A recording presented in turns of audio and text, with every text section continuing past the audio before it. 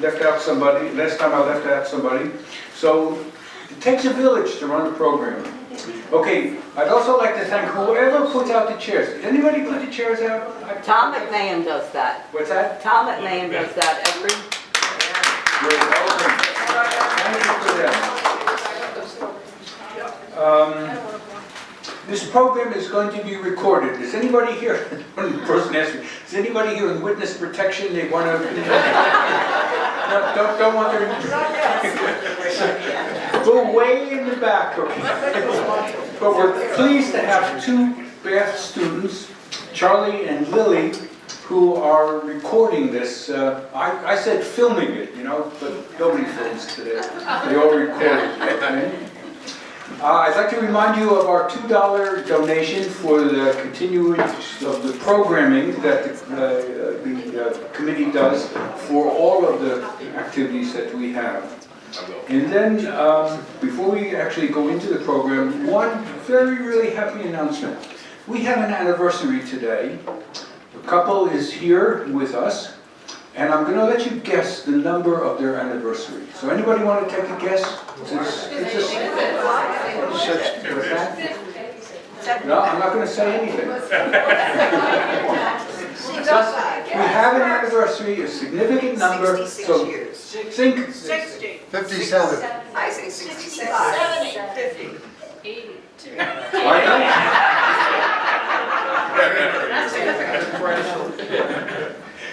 So this is the 70th wedding anniversary for Al and Bev Small.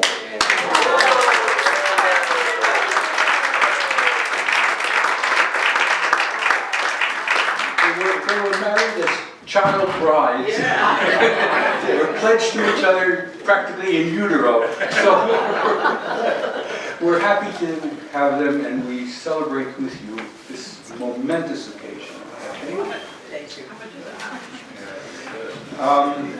Now I'd like to turn the program over to Jim Amundsen, who was a participant in the building of the ship, and he will introduce our speaker. Good afternoon and welcome everybody. When I moved up here in 2018, looking for a place to volunteer, I know a lot of people here volunteer at the Maine Maritime Museum. When I tried to go over there, when I got off of Route 1, I made a left instead of a right, and ended up down at the freight shed and saw the Virginia being built. And I went in and looked around for about 2 hours and spent 5 years helping to build it until it was launched, and met Jim and a number of other great volunteers there in helping to build the ship. Jim retired up here into Brunswick in 2012, and after an academic career in the medical and clinical research area. He began volunteering on Maine's first ship construction crew soon after he arrived. He had also been participating in the knowledge of it for a number of years. He gets a Wooden Boat magazine, and over the time they've had numerous articles over there, so he was familiar with it, but had not done anything until he moved up here.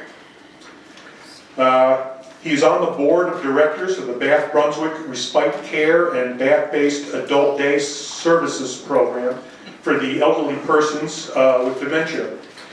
Jim has also been sailing, rowing, and building small boats since he was a child. He is currently working on a 19-foot lobster boat in his home shop in Brunswick. So right now, let you introduce Jim Parmentier to you, and he's going to tell you about the Pompton Colony and the ship to Virginia. Can you all hear me? Yes. Now can you all hear me? Yes. Anybody not hear me, raise your hand. Yeah, you're a funny guy. Okay, I'll use this if I need to, but sometimes I have to turn pages and things like that. Thank you very much. Thank you for Ted for his introduction and his welcoming, for Charlie Ware and Lily Forrester, who are helping to videotape this for us. They have been released from their high school, Morse High School, for a couple of hours here. They're part of the Interact Club at the school, which is run by the Bath Rotary and the guidance counselor officer by the high school, and their director is Miss Leslie Truand, and the So, thanks for all of that. Have any of you seen Virginia as you've driven across the bridge? Okay, so you know what we're talking about. I brought a picture of it here in the water, and you had a picture up there, a picture up there. Obviously, this is a story that's already completed. We have the ship. Have any of you been able to come down to our exhibit center, James Stevens Exhibit Center? So a smaller number, where we have we don't call it really a museum, it's an exhibit center. It describes the history of the ship and the maritime history of Maine. It's quite an interesting place, and you're all invited to do so in the summer. I've been involved in the shipbuilding component of MFS, we'll refer to it that way, for about a dozen years, and I'm working with the nonprofit organization that is what it is now, that's responsible for the ship's management, her operation, and her sustainability. As you might expect, these two aspects of volunteerism, that's construction, beating on small pieces of wood, and coordinating publicity and all sorts of fundraising and those sorts of details call for widely different skill sets. So the ship is named Virginia. She's a working reconstruction of the first ocean-going vessel built by Europeans in the New World. Virginia is the centerpiece of our educational programming, and we use it to teach visitors about the state of maritime histories and our centuries-old connection to the sea. I have an assistant here. James, would you hit the 5 button, please? Oh, that's good. There's 2 ships in this MFS story. Both were built in Mid-Coast, Maine, and both were named Virginia. The drawing on the left was made by a local artist, Roger Barry, to accompany a short book of historical fiction that was written about the original ship by one of our members. And it's available for sale at the Visitor Center. The drawing on the right was made by David Wyman, a nautical architect in Castine, Maine, who developed the blueprints that we use for our modern reconstruction. In the next 40 minutes or so, I'll review events in Europe that resulted in the establishment of 2 English settlements in North America. The first of these, founded in May of 1607, was and still is called Jamestown in our modern state of Virginia. We rightfully recognize Jamestown as the first permanent English settlement in North America. The second settlement was founded only 3 months later, in August of 1607, at the mouth of the Kennebec River in the town that we now call Phippsburg. I'll then describe archaeological work that was carried out on the site some 400 years later that confirmed this long-rumored existence of the short-lived English settlement here in Maine.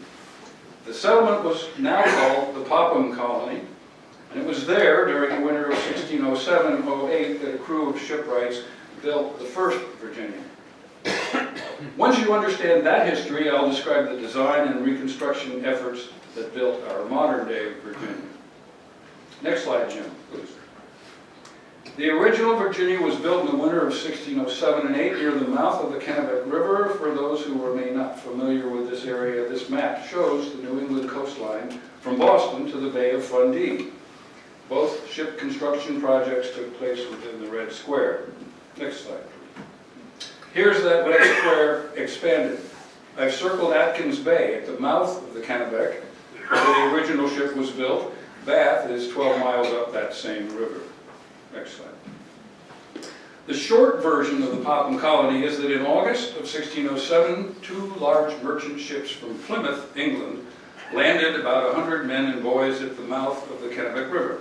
They cleared land, built defenses and dwellings, built a chapel, built a storeroom for all the goods and materials that they had brought with them on these transport ships. That material included sails and lines and oakum for caulking, hardware to rig and outfit a large sailing vessel. They sought out and traded with the indigenous Wabanaki people. The colonists called their site Fort St. George, but it's become known as the Popham Colony because its primary investor was Sir John Popham, the Lord Chief Justice of England at the time. That's basically the entire Supreme Court of England. This is a speculative drawing by Sam Manning of what Fort St. George might have looked like in the spring of 1608, some 10 months after the Englishmen arrived. Next slide, please. Down in the lower right-hand corner, you can see a ship under construction. Next slide, please. So how and why did these 2 early settlements in North America happen? and happen when they did happen. We don't have any time today to review 16th century English political history in any detail. Much of it involved both active and proxy wars, as well as palace intrigues and minor military skirmishes and political disputes between Elizabeth I of England, on your left, and Philip II of Spain, on the right. Philip II, at the encouragement of his father Philip I, had proposed marriage to Elizabeth in 1558, just after she descended to the English throne. She was the daughter of Henry VIII. On the condition that she and England convert back to Catholicism, and she refused. Next slide. These subsequent political events between England and Spain that I mentioned before include England's defeat of, or more correctly, England's avoidance of, the Spanish Armada in 1588.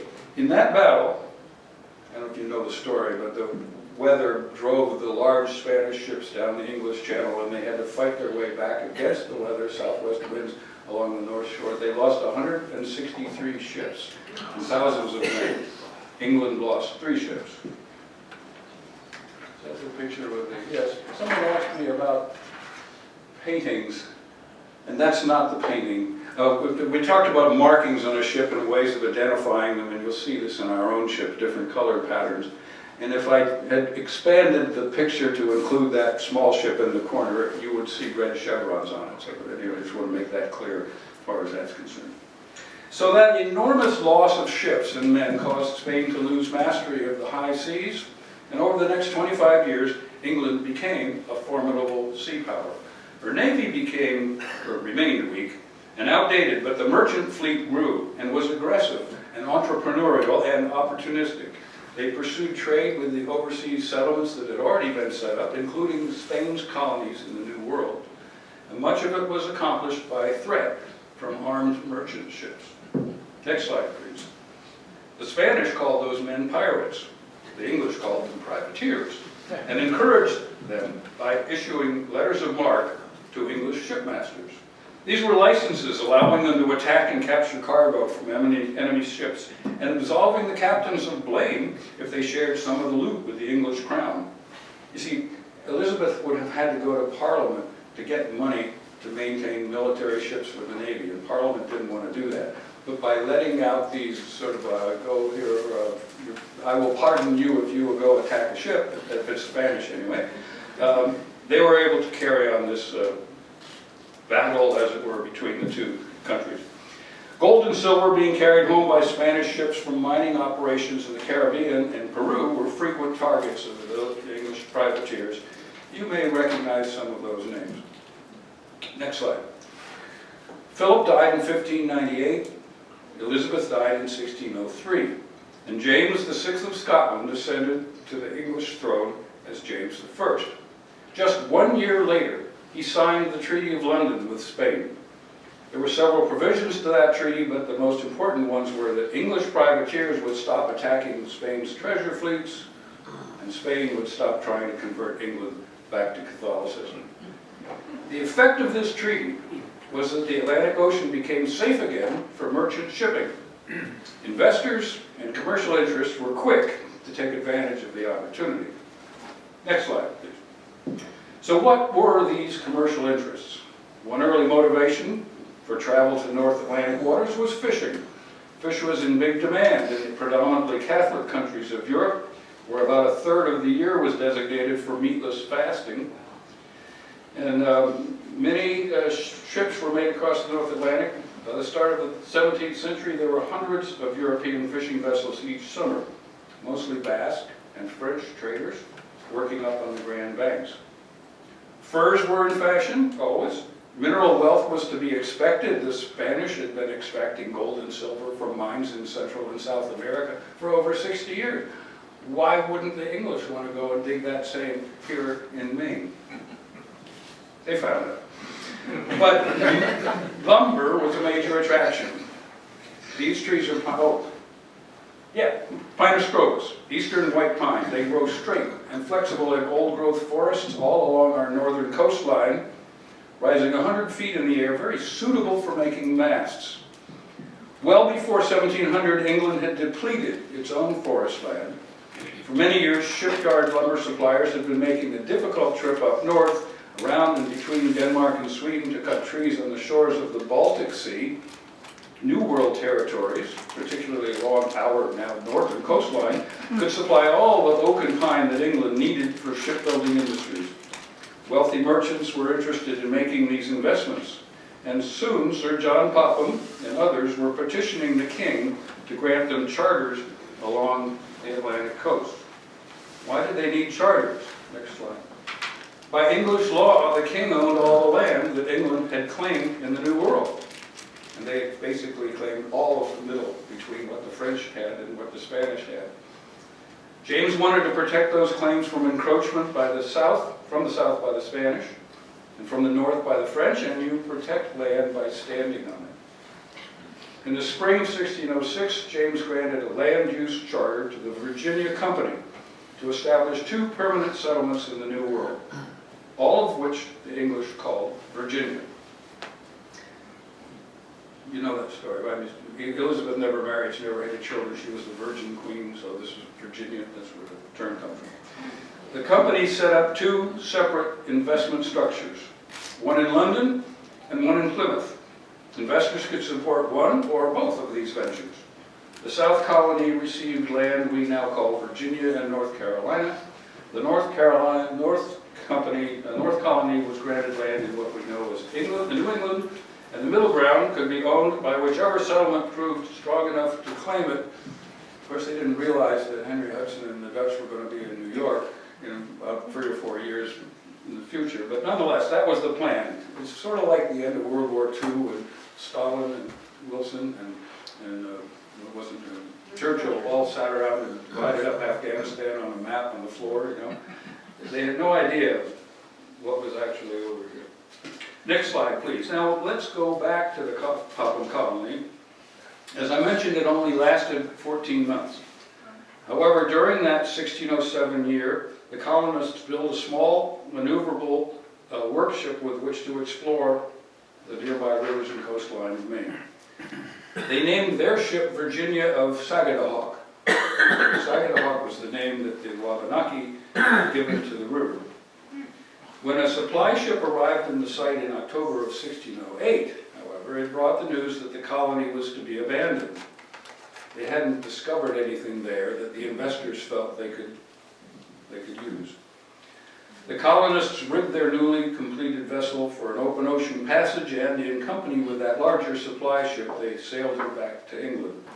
Now, I want to make it really understood that the shipbuilding effort here at the Popham Colony was intentional.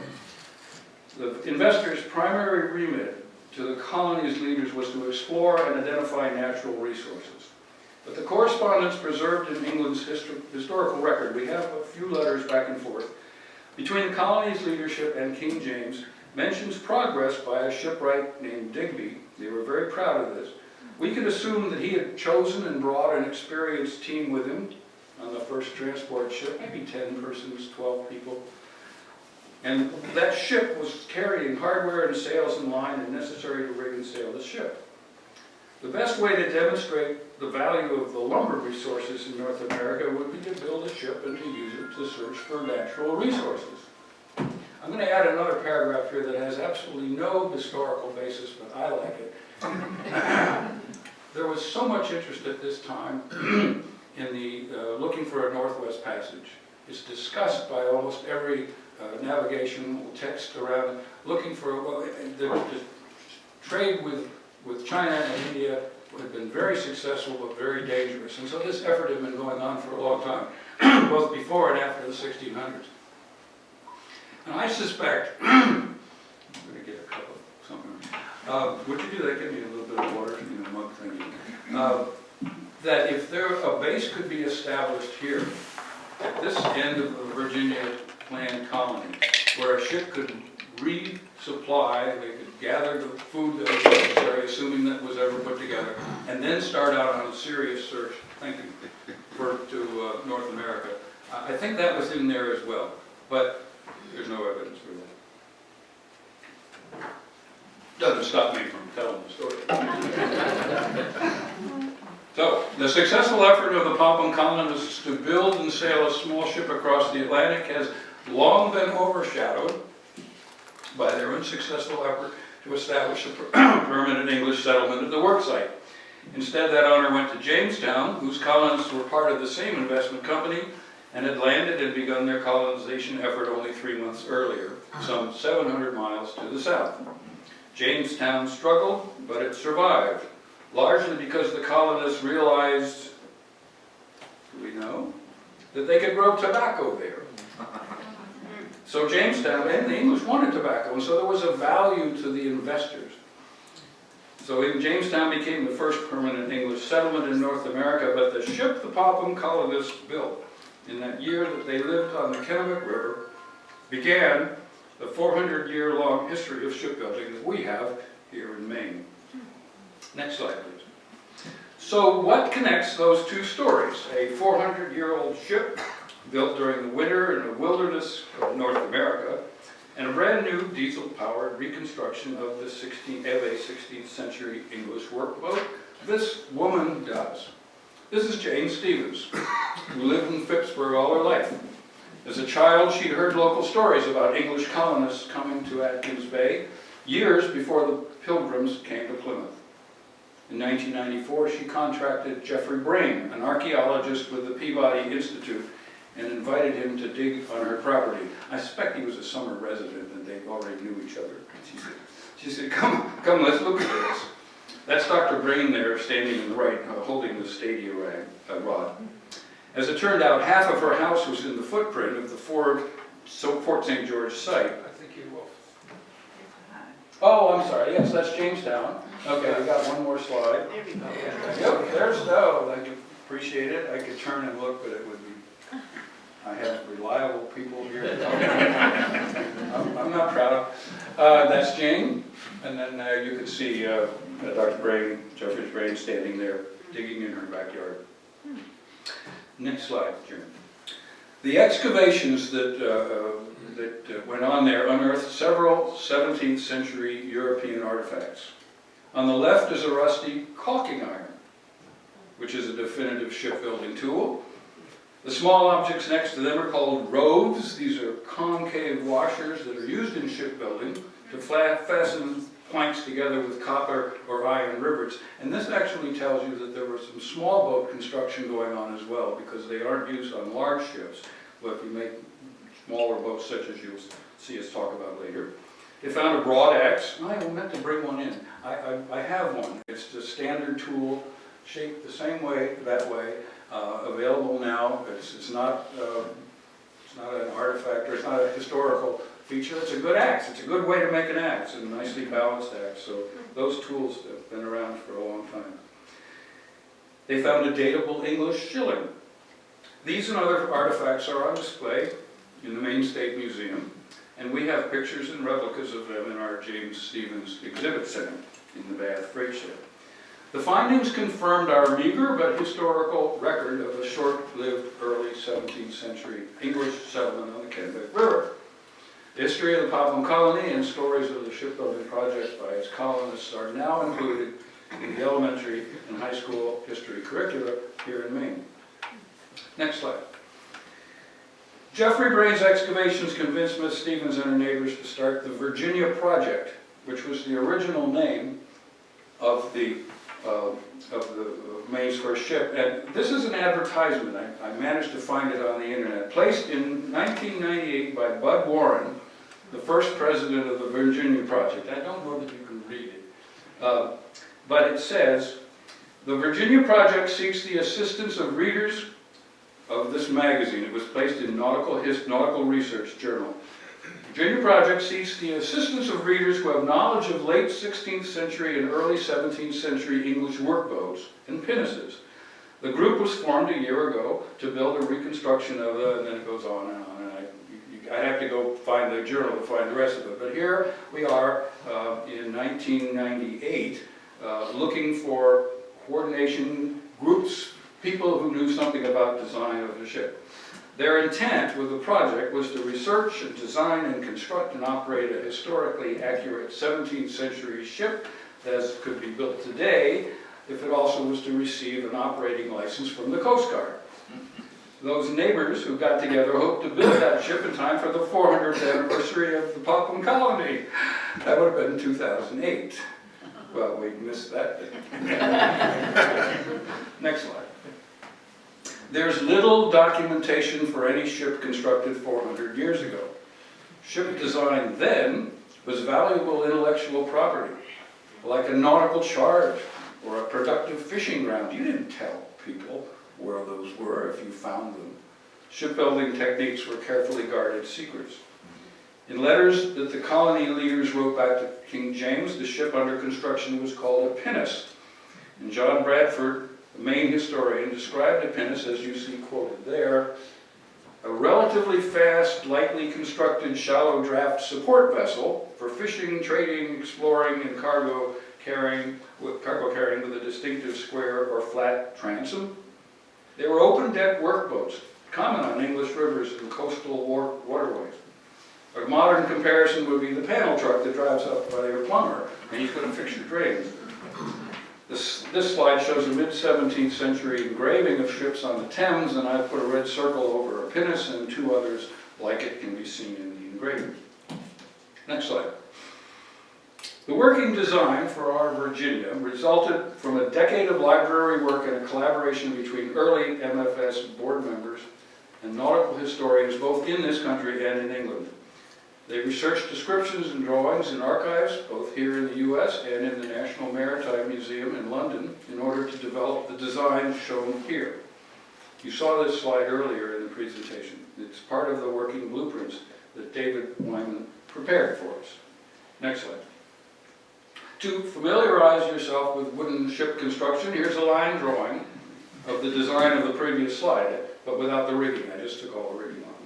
The major hull components: the transom, the planking, the frames, and the clamps. That's what are on the inside.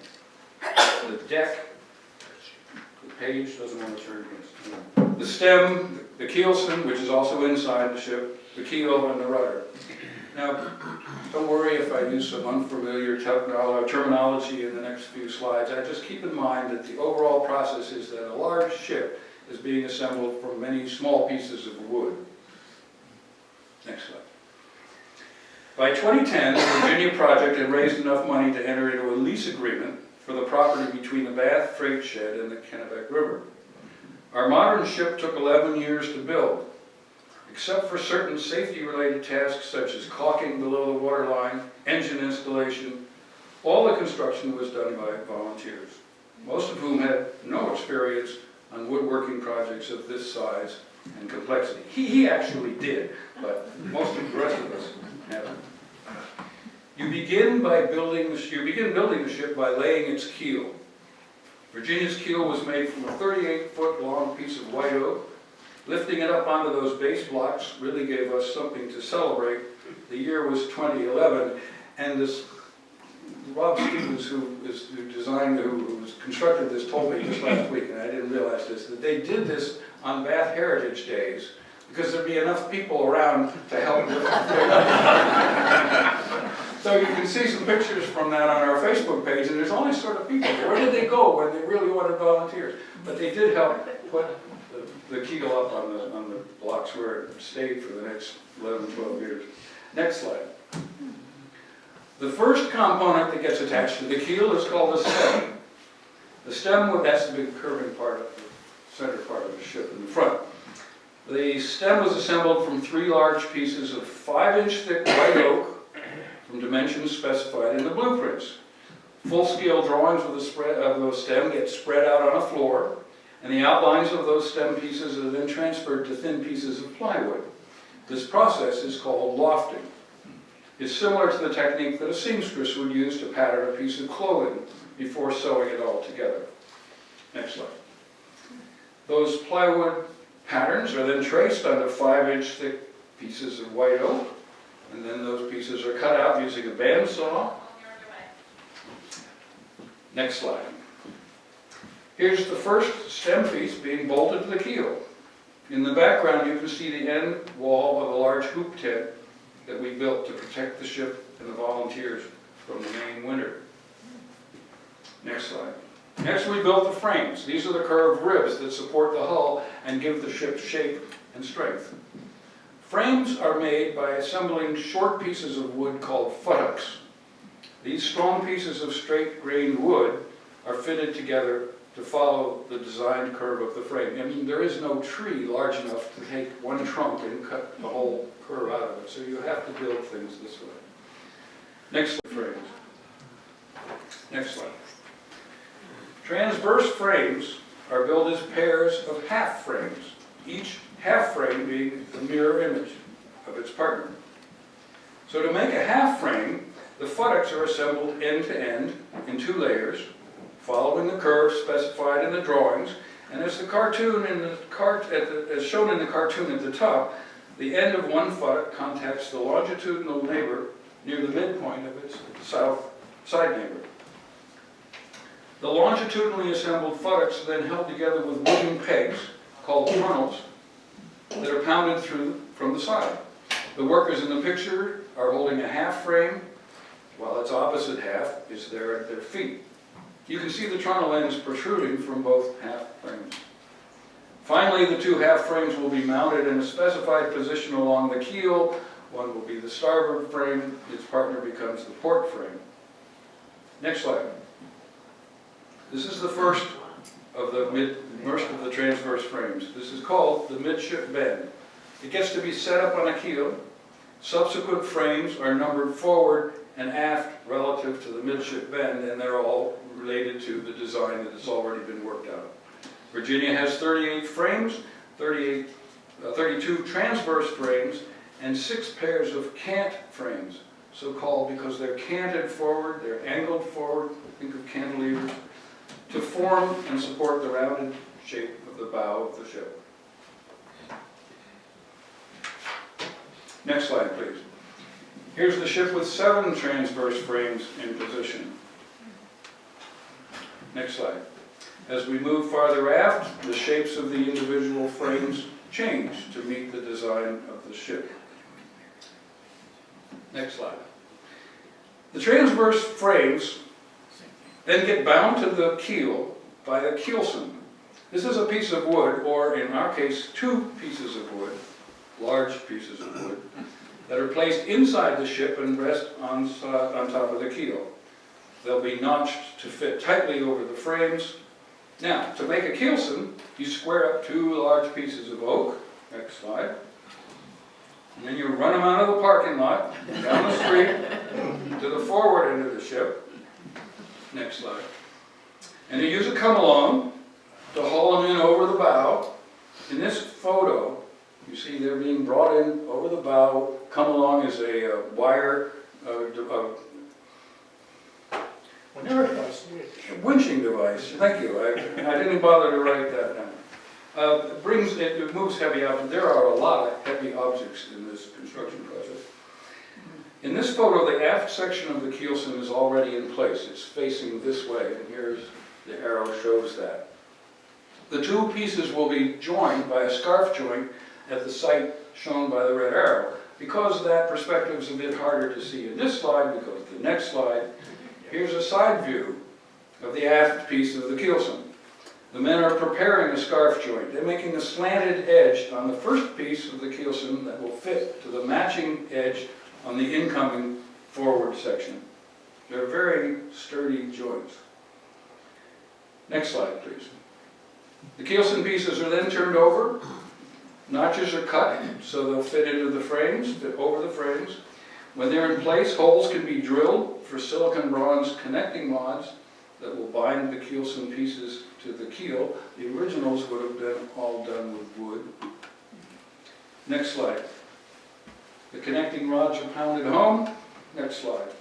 And secured tightly from below. Next slide, please. This is Rob Stevens, our shipwright, the person who got the vessel built, working with large unwieldy pieces of wood and an all-volunteer crew with differing skill levels and unpredictable family schedules. On Wednesdays and Saturdays, Rob and Virginia made steady progress for over a decade. It's quite a commitment. We couldn't have done it without him. Next slide. Meanwhile, at the other end of the ship, the stern post and other supporting pieces are being fitted to the keel. Next slide. Then the pre-assembled transom piece can be fitted into place. Understand that they had to have 3 transoms built before the proper arrangement and matching was made. Next slide. And when the framing is complete, it looks like a wicker basket. But we need now to give that basket both strength and stability. Next slide. Horizontal stability is created by large beams that are fitted inside the ship on both sides. One set consists of 6 rows of beams that are positioned in the bilge area. The bilge is the lower bottom of the inside of the ship. They're called bilge clamps. Another set of smaller beams will be fitted at the shear area. The word shear is a term for the upper end of the frames as they come up on the side of the ship. Next slide. Mounting these horizontal pieces presents 2 major difficulties. For them to fit inside properly, each has to have its inboard surface in line with its neighbors. Here, a worker uses a long batten to see if the faces of the frames line up along a smooth curve. He slides the batten up and down and left and right, making corrections by sanding or planing off wood as necessary. Sometimes you have to glue on a thin piece of oak to bring it up. The process is called fairing. Next slide. The other difficulty posed by these clamps is that many of them need to fit to curved surfaces. And for that to happen, they need to bend. Once a clamp is cut to the correct length and planed to the correct thickness, we throw it in the river for 3 or 4 days, and then bring it out and put one end into a long wooden steam box. Steam from an old rug cleaner, which the yellow device in the background, is directed into the box. You do that early in the morning, and then you work on some other projects. And about noon, you look around after lunch and see how many people you have left. The plank would be pulled out of the steam box and carried into the boat shed. Next slide. And forced into place using hand clamps and brute strength. You have about 20 minutes before the wood dries. After that, it will retain most of the curve that's been forced into it, so that at a subsequent work session, it can be drilled and bolted to the frames in its appropriate position. Next slide, please. This picture shows the forward end of the ship after both the port and starboard sets of bilge clamps have been installed. Next slide. Here you see the other set that I mentioned, 3 clamps being fitted on each side to the upper ends of the frames. The term for the upper ends is the shear, I already said that. Here you can see the forward shear clamps, and the same support pieces, of course, are being installed all along the midline and at the aft end of the hull as well. Next slide. Now, let's move to the outside of the ship. Horizontal members mounted on the outside of the ship are called planks. They're On the shear clamps. You want to get next one? Oh, yeah, sorry. Here we go. And how do we do this? Now, are called planks. Their job is to keep the water out. They're required to fit closely to their neighbors and follow the smooth curve along the length of the ship, just as the clamps were. Fairing and steaming and mounting must be done with the planks, just as they were done with the clamps. And this shows you a hot plank going in the lower starboard section. And now there's a video, and I'm going to show us, see if I can start this myself. I think it's going to just happen. Maybe not. It's different in each place. Let's try enter. Yeah.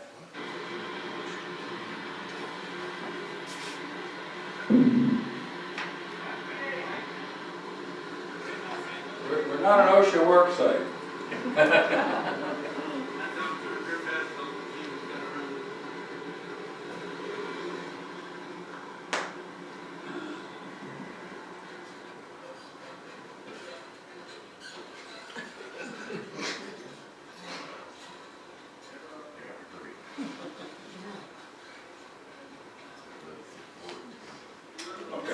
That's the story. Hit 6. I think it should advance.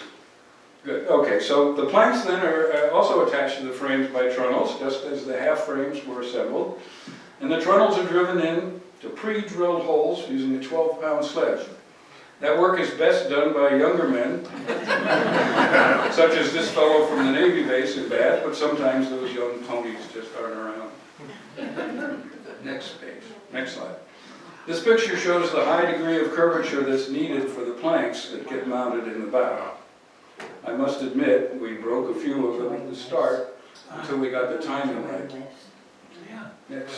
Next slide.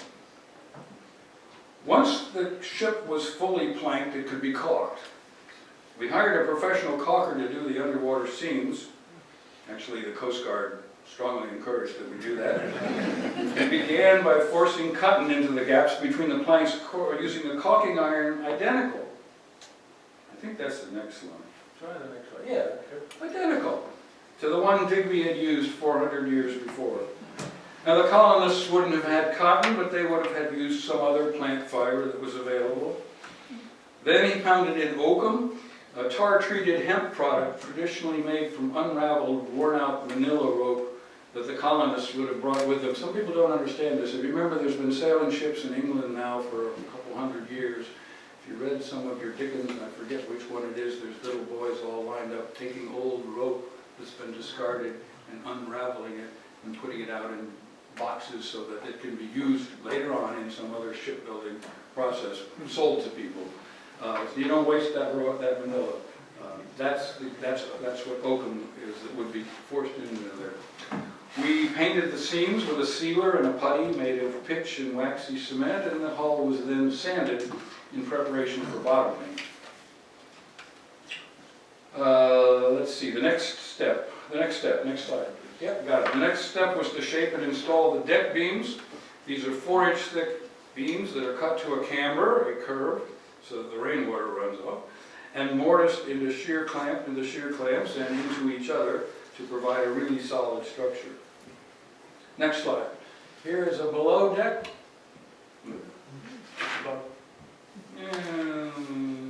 Well, that's the deck there. You can see the deck. I think the next one shows below deck. Yeah, that's a picture down below deck looking aft. Before the bulkheads, we have bulkheads in between. Before those were put in, each full deck beam is attached to the hull frame by right-angled blocks of wood called knees. You can see 2 of them there, just behind the yellow power cord. A hanging knee is positioned vertically, a lodging knee is installed horizontally. They're fashioned from the roots of a hackmatack tree, which is a larch, remember the larch family. The normal growth pattern of the hackmatack root system forms this sturdy right-angled bend, which is much stronger than any nailed or glued joint that you could ever come up with. Shipbuilders have used hackmatack roots for over 400 years to give rigidity to deck frames and other structural members of wooden ships.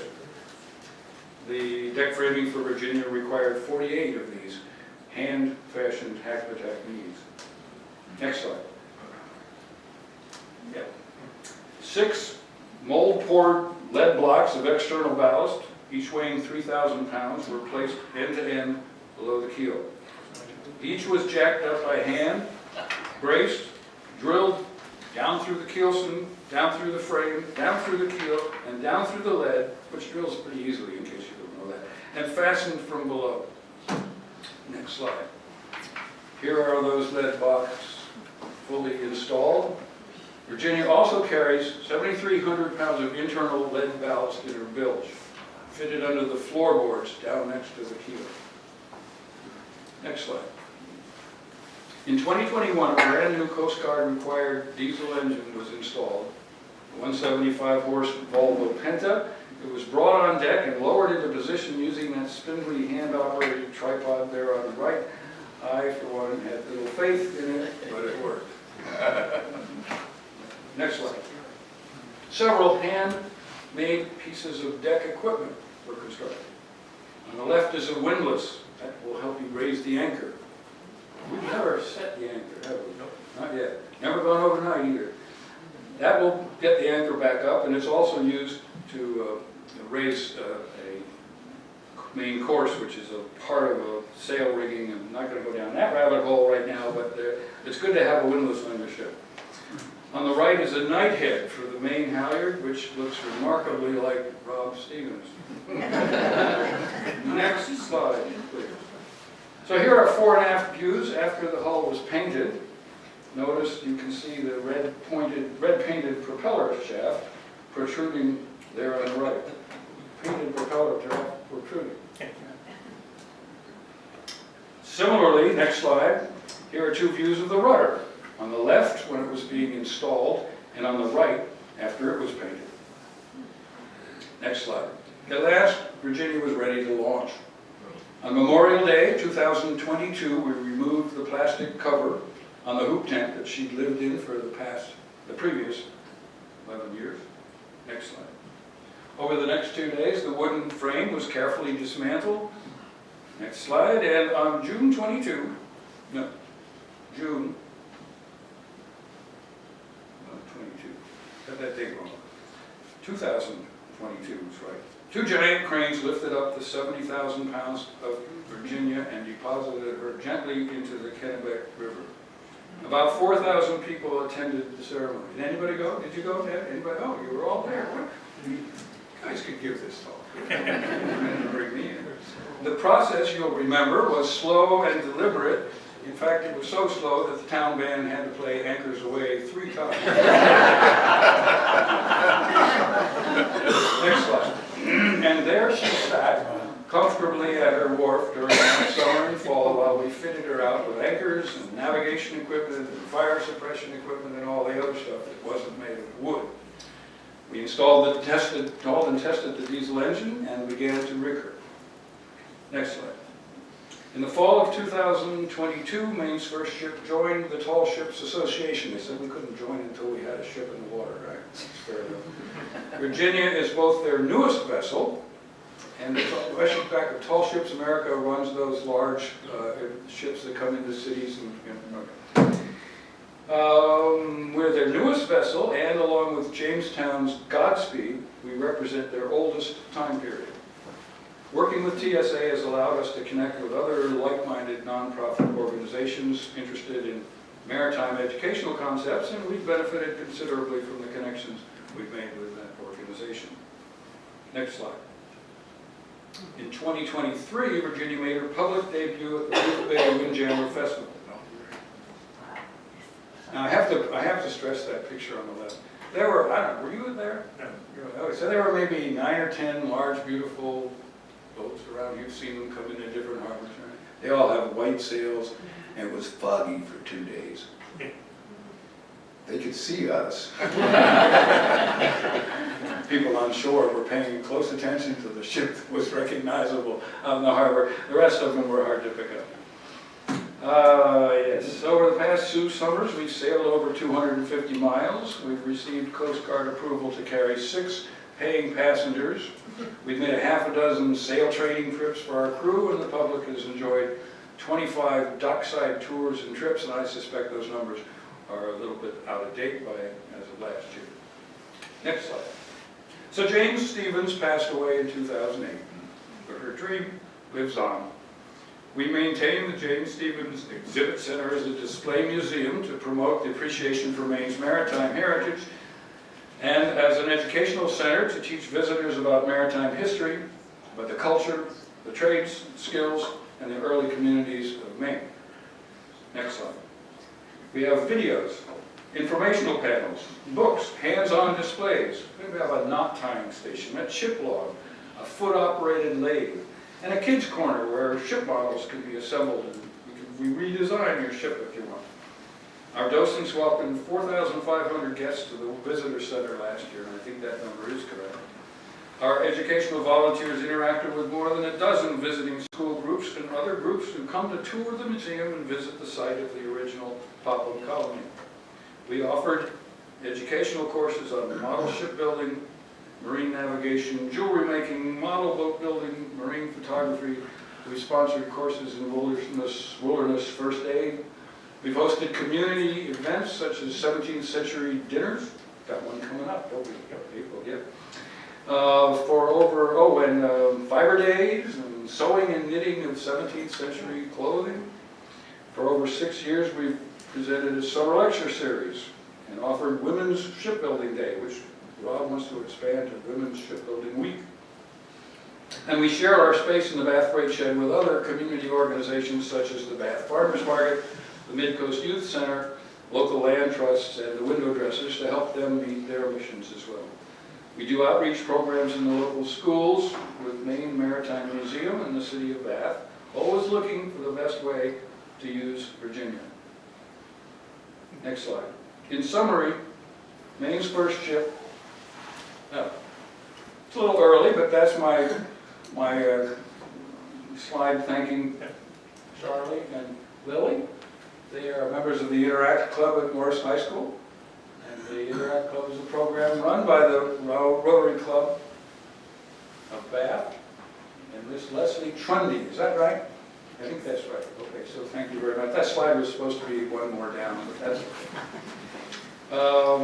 So we have constructed a sturdy, go one more slide, I think we'll get a nice picture of it. Yeah, we'll get, this is the request for money slide. I know you're used to it, there's a bucket, oh, it's gone. Ted, you've lost it all.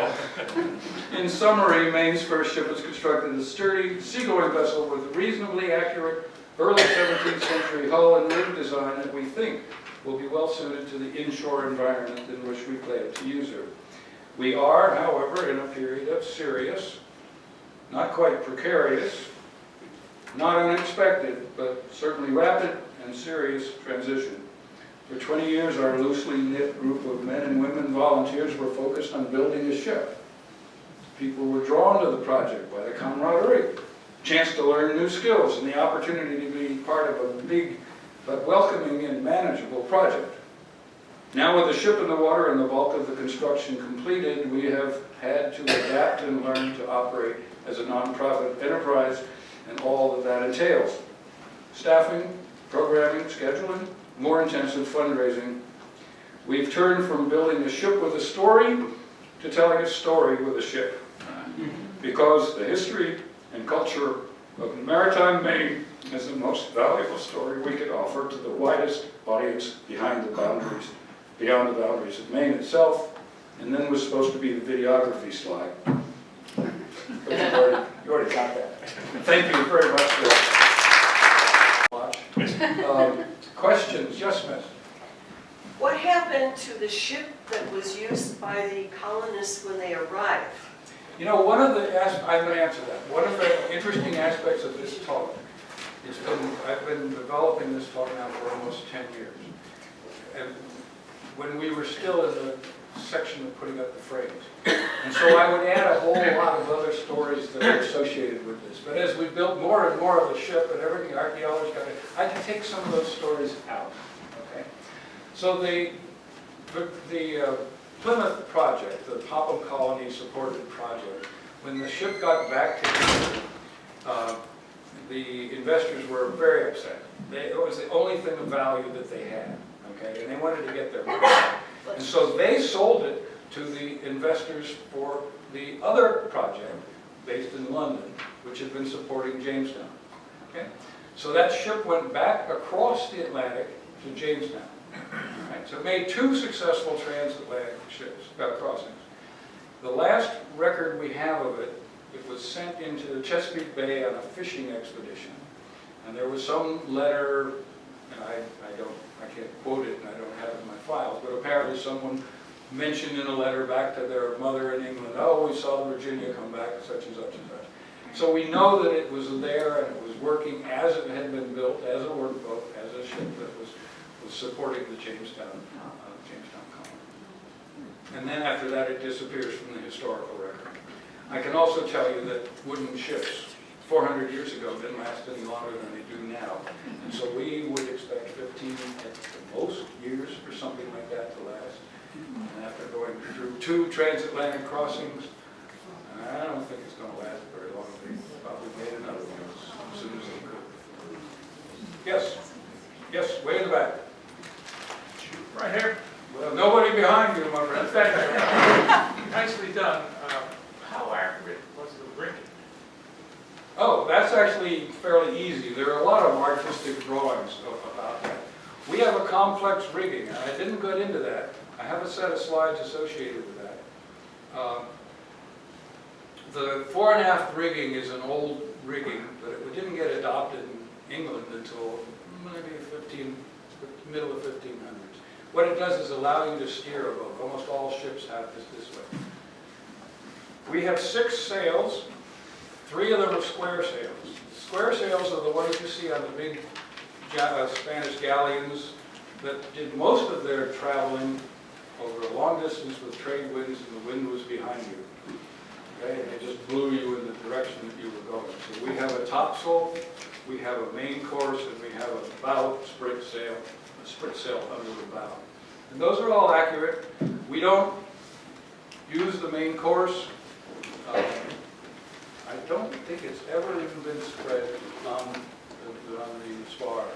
It's a very heavy spar, and one of the things you worry about on all sorts of ships like this is things falling down. And so we haven't tried the main course yet. And that's partly because then the other 3 sails are fore and aft. There's a staysail forward of the mainmast. Then there's what's called a lateen sail, which is a triangular sail. Well, we could go back to the beginning of the slide. It's the angled sail that goes across the bow here.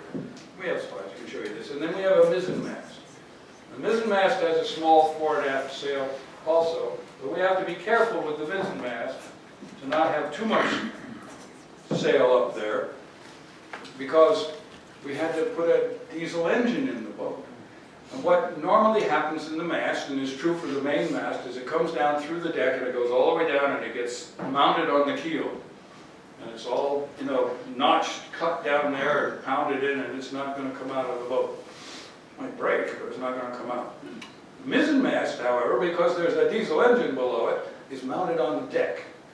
So it comes down into a large block of oak that's carved around it and fastened as tightly as it can, but it's not as stable as the original ship would have done, because they would have run it all the way down to the keel.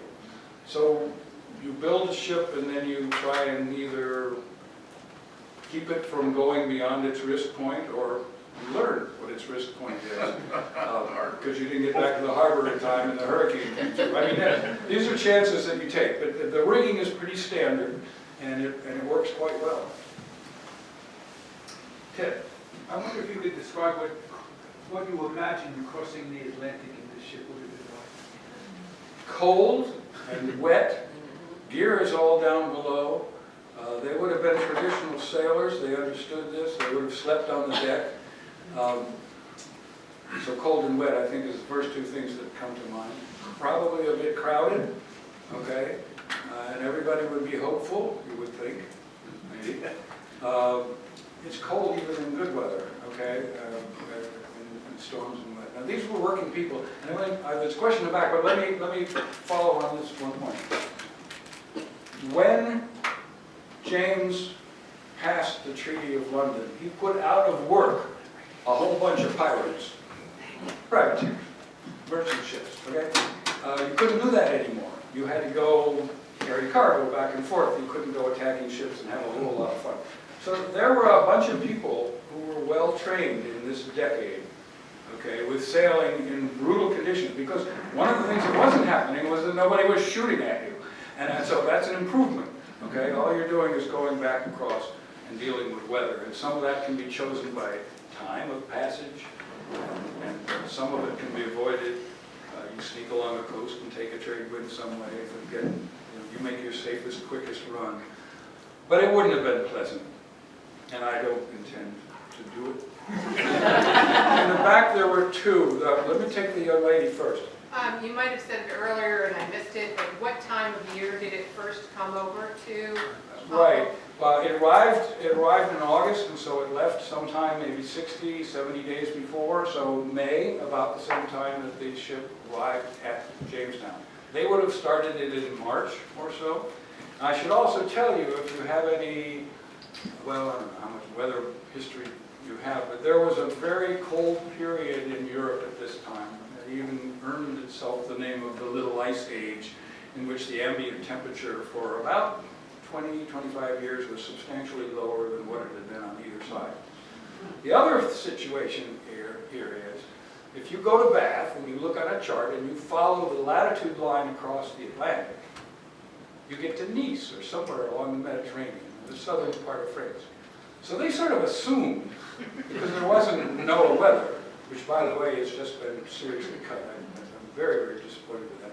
There were no weather forecasts. There was no understanding of currents, ocean currents, and various other things. They expected the weather to be about the same as what they had before. People went back and forth. You can go easily along the latitude lines if you just keep the same angle to the sun every day. You keep going to the west, and now they knew that they would find land eventually, and then they'd get there, and of course the ships would carry artists that would draw maps and pictures of the hillsides and what they saw, and so they'd say, oh, well, this is Bar Harbor, but this is Jamestown. I mean, that was how you navigated. You knew you could get there, and then you sort of figured out where you wanted to go, if you even knew that at all. But basically, this was an issue, okay? And you're good to bring it up. Thank you. Yes, sir?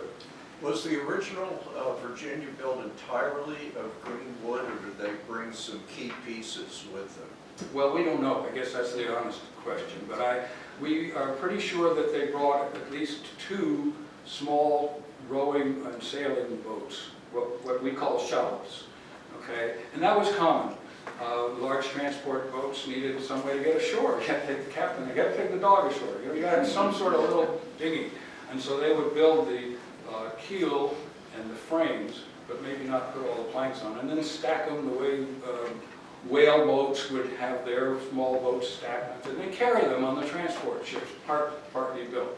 So there were other ships there, but we don't know what they brought. We just know that they brought things that weren't here, and they used them, and that was metal. There was a small forge found in the archaeology. I didn't talk about the archaeology, but if you come to the center, we have 2 large texts on that, describing all the material that they found and the wooden posts in the right places to match the maps that were there. I mean, there was no question that this settlement did exist.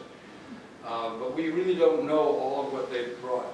And I'll tell you another interesting story. I gave a talk once to the Bath Historical Society. I said, come talk to Bath.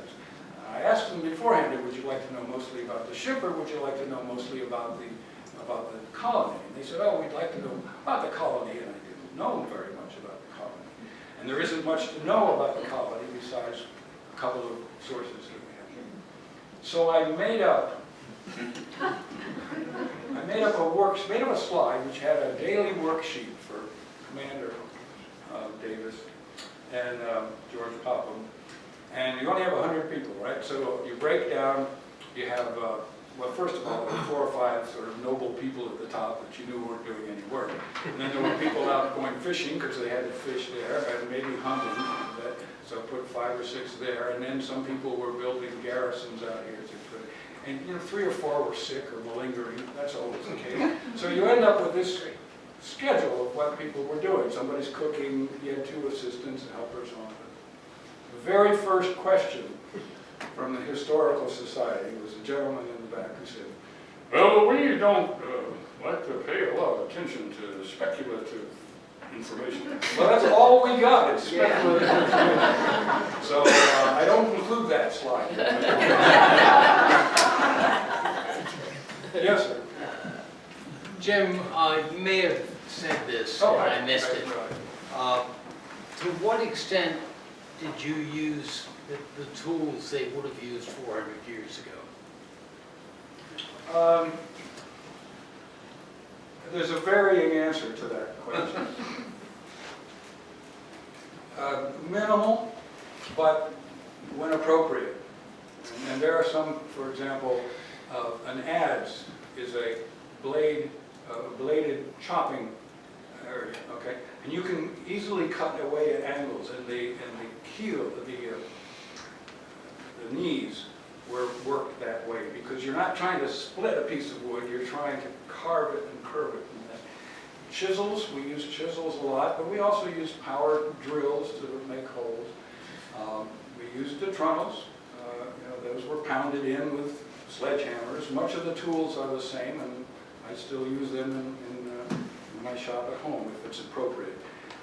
You have to maintain them, you have to sharpen them a whole lot more than you might in other cases. And we really didn't, the basic tools were there. Hammers, you hit a hammer with a hammer, they had a hammer, we had a hammer. But we weren't foolish about it. We did use planers, electric planers, to get the planks right. We used a large bandsaw that must have been 150 years old. You remember that one? Yeah. Always had to, yeah, anyway, very old tools, but they weren't 400 years old. And the other thing that's important is in order to bend the planks, we used the steamer. Well, they would have done this over a pit fire, and much the way you cook lobsters or clams, by putting the seaweed around them and the moisture is transferred into the wood over a period of time. So standardly, as much as we could, but we couldn't do it that way. And I don't think anybody would. Yes, Don? Do all sailing boats, whatever their size or function today, have to have a diesel or other forms of engines in them? No. So why did they make you do it? No, well, only if you're, no, that's not even true either. You're going to say if they're carrying passengers? There are paying customers. There are dude schooners out of Camden who are powered by a little boat out behind that pushes them, a bum boat. Okay? There are very few of them left. Okay? And what Jim was pointing out was that if you're making something and you do want to take paying passengers out, you probably better put a diesel engine in it. But no, that's not required. It's not required for a lot of large boats. On the other hand, nobody's got enough money to build a lot of these boats without getting some support somewhere and wanting to have them be available to the public. Well, Mystic, like the Morgan, the whaling ship, Yeah. that was up in Cape Cod the same time the Calmar Nickel was. But they're not allowed to carry passengers because they have no engine. Calmar Nickel has a couple of diesels. Right. So you Okay. don't want it, but you can. You have to, and there's a Coast Guard regulation. I can tell you this. The Coast Guard would just as soon not have any homemade boat. Yeah, why, if you want to make a boat and take your friends out with it and you fall off the edge of the earth, you can do that. There's no rule against that, okay? But if you collect $5 from somebody, according to the existing regulations, which I strongly support, you have to pass a series of inspections. And it's not just a diesel engine. I mean, you've got to have a head on board. You've got to have life jackets for everybody who's there. You've got to have a place for a person to sit down for all possible people. If you want to get a 20-person license and there's 20 people, they've got to be able to sit somebody. You don't need seat belts yet. But, and so we've had to go back and modify the deck already. The deck was just where people would throw their blanket and sleep, okay? Down below would be all whatever they were carrying because their purpose was to carry things. Yeah, there's a set of regulations, and we've had a number of problems lately. Well, we all know that Mary E. had a problem. There was a ship, George Bailey had a spar break last year, killed a person. No, 3 years ago, killed a person. Accidents do occur, and they are trying hard to either